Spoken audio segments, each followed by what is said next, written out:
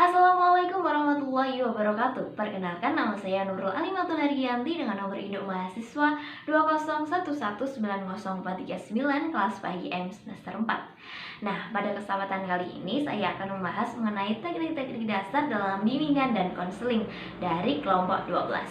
Ada dua subbab, yaitu yang pertama ada pengertian teknik dasar bimbingan dan konseling, dan yang kedua ada macam-macam dari teknik-teknik dasar bimbingan dan konseling.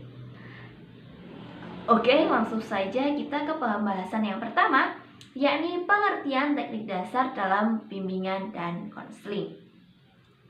Setidaknya ada banyak istilah nih dari teknik-teknik dasar dalam bimbingan dan konseling, yaitu ada teknik konseling, keterampilan konseling, dan strategi konseling. Nah, dari ketiga istilah tersebut mempunyai arti atau makna yang sama, yaitu cara yang digunakan oleh seorang konselor dalam hubungan konseling untuk membantu konseli atau klien agar mampu mengembangkan potensinya serta mampu mengatasi masalah yang dihadapi dengan mempertimbangkan kondisi lingkungan. Nah, kondisi lingkungan ini ada kondisi sosial, kondisi budaya, dan agama.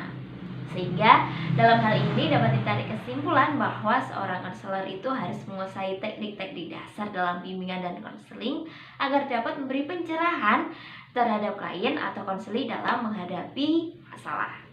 Nah, sudah paham kan maksud pengertian dari teknik-teknik dasar dalam bimbingan konseling?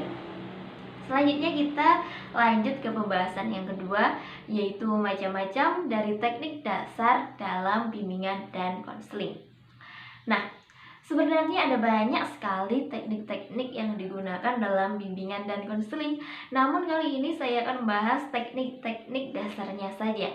Setidaknya ada 17 macam teknik dasar dalam bimbingan dan konseling.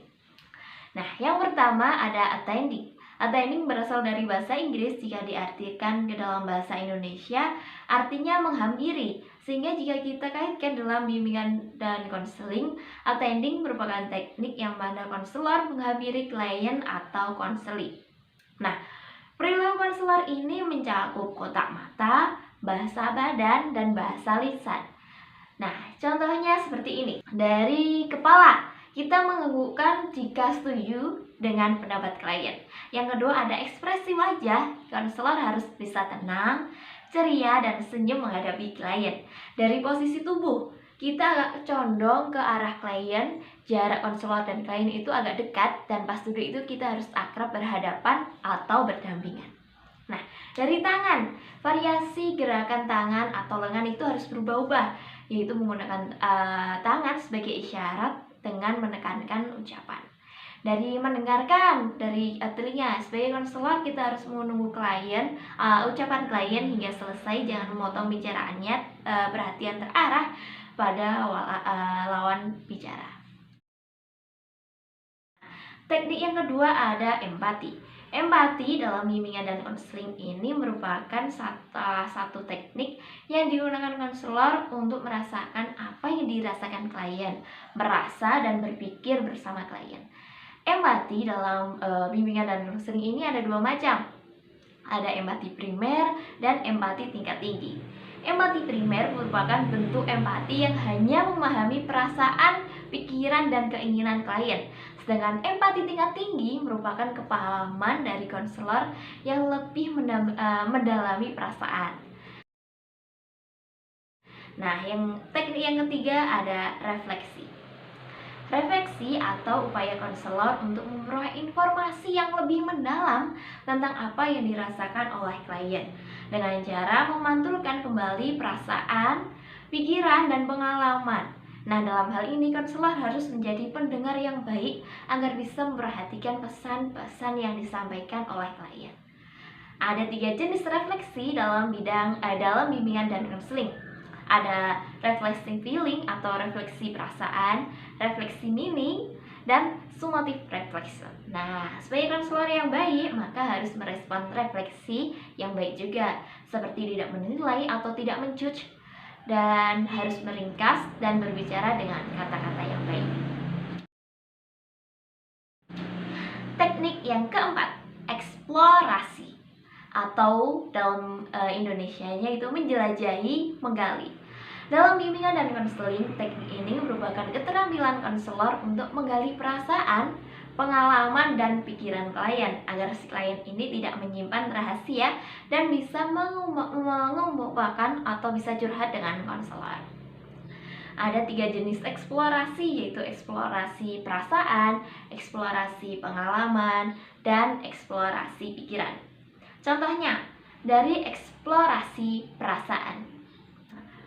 Bisakah saudara menjelaskan bagaimana perasaan bingung yang Anda maksudkan? Contoh yang kedua dari eksplorasi pengalaman.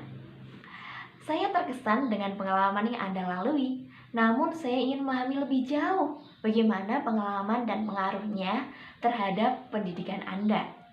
Yang ketiga yaitu ada eksplorasi pikiran. Saya yakin Anda dapat menjelaskan mengenai pendidikan Anda selama 1 tahun belakangan ini.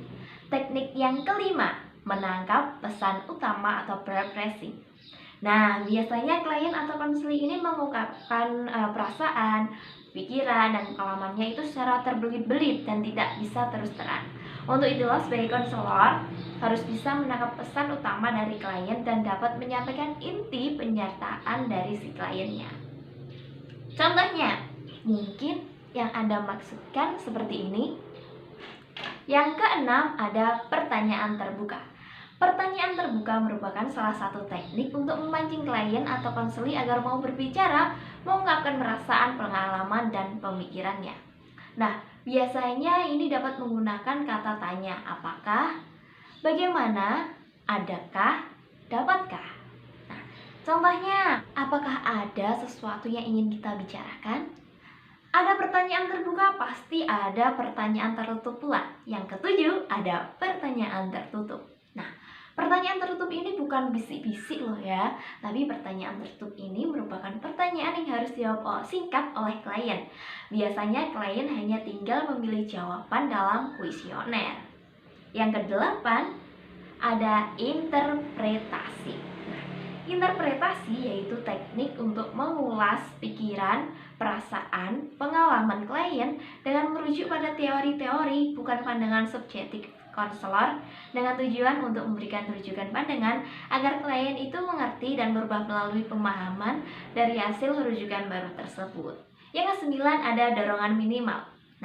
Dorongan ini diberikan pada saat klien akan mengurangi atau menghentikan pembicaraannya, pada saat klien kurang memusatkan pikiran pada pembicaraan, atau pada saat konselor ragu atas pembicaraan klien. Dorongan minimal ini contohnya seperti ungkapan lalu, terus. Yang ke-10 ada mengarahkan. Teknik mengarahkan ini yaitu teknik untuk mengajak dan mengarahkan klien melakukan sesuatu. Misalnya menyuruh klien untuk bermain peran dengan konselor atau menghayalkan sesuatu. Misalnya, ayah saya sering marah-marah tanpa sebab. Saya tidak dapat lagi menahan, akhirnya terjadi pertengkaran sengit. Bisakah Anda mencoba memperlihatkan di depan saya bagaimana sikap dan kata-kata ayah Anda jika memarahi Anda? Teknik yang ke-11 ada menyimpulkan sementara. Menyimpulkan sementara merupakan keterampilan untuk meringkas atau menyimpulkan apa yang telah dikemukakan konseling atau klien pada proses konseling. Nah, biasanya ini dapat berupa feedback, menyimpulkan kemajuan hasil pembicaraan, dan mempertajam fokus pada wawancara selanjutnya. Yang ke-12 ada teknik memimpin. Penggunaan istilah memimpin ini dalam proses konseling mempunyai 2 arti. Yang pertama, menunjukkan keadaan konselor yang berada di depan atau di samping klien. Dan yang kedua, ada keadaan konselor yang mengarahkan pikiran klien pada penerimaan perkataan konselor. Teknik yang selanjutnya yang ke-13 ada konfrontasi. Konfrontasi merupakan salah satu teknik yang menentang klien untuk melihat adanya diskrepansi atau ketidaksesuaian, atau ada juga inkonsistensi atau ketidakserasian antara perbuatan dengan bahasa badan, ide awal dengan ide berikutnya, senyum dengan kepedihan, dan sebagainya. Nah, ada beberapa kasus yang saya contohkan. Yang pertama ada kontradiksi antara isi pernyataan dengan cara penyampaian konseling. Oh, saya dalam keadaan baik-baik saja.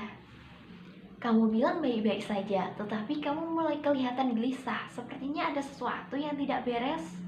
Kasus yang kedua dalam konfrontasi, yaitu ada kontradiksi dua hal dalam isi ucapan konseling. Kamu mengatakan bahwa persoalan yang kamu hadapi adalah masalah sepele, tetapi kamu juga mengatakan bahwa masalah kamu itu sangat rumit dan berbelit-belit. Sepertinya saya tidak dapat membantu kamu jika kamu tidak berpendapat seperti itu dalam pertemuan ini. Teknik yang ke-14 ada diam. Nah, teknik silent atau diam ini dilakukan oleh konselor ketika konseli atau klien sedang diam. Diam dapat mempunyai berbagai makna, seperti penolakan atau kebingungan dari klien. Yang kedua, ada klien atau konselor telah mencapai akhir suatu ide dan semata-mata ragu mengatakan apa selanjutnya. Yang ketiga, ada kebingungan yang didorong oleh kecemasan dan kebencian. Yang keempat, ada klien yang mengalami perasaan sakit dan tidak siap untuk berbicara. Yang kelima, ada klien mengharapkan sesuatu dari konselor. Yang keenam, yaitu ada klien sedang memikirkan apa yang akan dikatakan dan klien bisa menyadari kembali dan mengekspresikan emosionalnya. Nah, adanya keadaan diam ini dari pihak konselor punya manfaat nih dari proses konseling, seperti mendorong klien untuk berbicara, membantu klien untuk lebih memahami dirinya, dan mengurangi kecepatan saat interview. Yang ke-15 ada mengambil inisiatif. Nah, teknik ini merupakan salah satu teknik yang sangat-sangat diperlukan. Mengapa? Karena mengambil inisiatif diperlukan untuk menghidupkan suasana. Biasanya hal ini dilakukan oleh konselor jika klien kurang bersemangat untuk berbicara, sering diam, dan kurang partisipatif. Nah, contohnya seperti ini. Baiklah, saya pikir Anda punya salah satu atau satu keputusan namun masih belum bisa keluar. Coba Anda renungkan terlebih dahulu. Selanjutnya ada memberi nasihat. Teknik yang ke-16 ini merupakan teknik yang sebaiknya dilakukan jika klien memintanya. Walaupun demikian, konselor harus tetap mempertimbangkannya apakah pantas untuk diberi nasihat atau tidak. Sebab dalam memberi nasihat tetap dijaga agar tujuan konseling itu ada, yaitu kemandirian klien harus tetap tercapai. Setidaknya ada 3 macam nasihat dalam bimbingan dan konseling. Yang pertama ada nasihat langsung, yakni nasihat yang diberikan oleh konselor bila mana konseli atau klien ini tidak mengetahui sama sekali hal yang hendak dilakukannya. Yang kedua ada nasihat persuasif, yakni nasihat yang diberikan bila mana konseli atau klien itu sudah mengetahui alasan-alasan logis atas rencananya. Yang ketiga ada nasihat alternatif, yakni nasihat yang diberikan konselor setelah konseli mengetahui kelebihan dan kelemahan di setiap alternatifnya. Nah, teknik yang terakhir ada pemberian informasi. Nah, teknik pemberian informasi adalah pemberian penjelasan secara lisan atau tertulis dalam kelompok bimbingan. Pemberian informasi secara tertulis dapat dilakukan melalui papan bimbingan, majalah dinding, rekaman audio, video, dan film, serta brosur. Nah, dalam hal ini informasi yang diminta klien sama halnya dengan pemberian nasihat. Jika konselor tidak memiliki informasi, sebaiknya jujur katakan bahwa tidak mengetahui tentang hal itu. Akan tetapi jika konselor mengetahui informasi, sebaiknya upayakan agar klien tetap mengusahakannya. Nah, itulah ke-17 macam teknik-teknik dasar dalam bimbingan dan konseling, yaitu ada attending, empati, refleksi, eksplorasi, menangkap pesan utama, pertanyaan terbuka, pertanyaan tertutup, interpretasi, dorongan minimal, mengarahkan, menyimpulkan sementara, memimpin, konfrontasi, diam, mengambil inisiatif, memberi nasihat, dan juga pemberian informasi. Sehingga sebagai konselor harus memahami dan bisa mengaplikasikan semua teknik dasar tersebut dalam kegiatan bimbingan dan konseling agar dapat membantu klien menangani masalah. Sekian dari saya, kurang lebihnya mohon maaf. Terima kasih. Wassalamualaikum warahmatullahi wabarakatuh.